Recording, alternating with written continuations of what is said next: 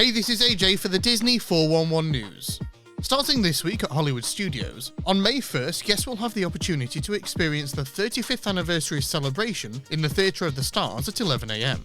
It's expected that Disney executives will speak and characters will assemble for a special moment on stage.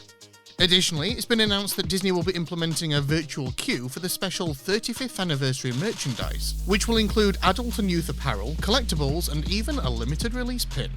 Over in Galaxy's Edge, the Savvy's Workshop and Droid Depot experiences have changed to a prepaid booking system, and a selection of Galactic Star Cruiser merchandise has been released on Disney Store in the US as part of the new Galaxy's Edge role-playing collection.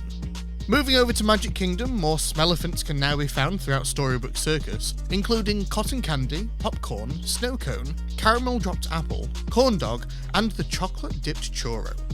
Additionally, more work has continued over at Tiana's Bayou adventure, including our first look at Lari the Armadillo, who will be under the bridge at the bottom of the drop.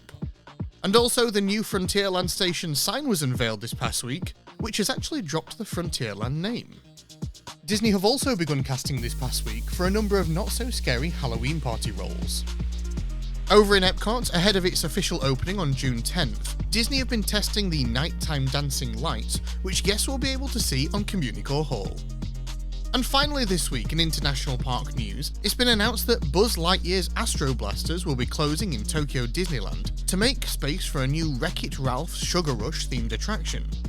And over in Shanghai Disney, a permit has been filed for an unknown dual launch roller coaster that will be located between Zootopia and Treasure Cove.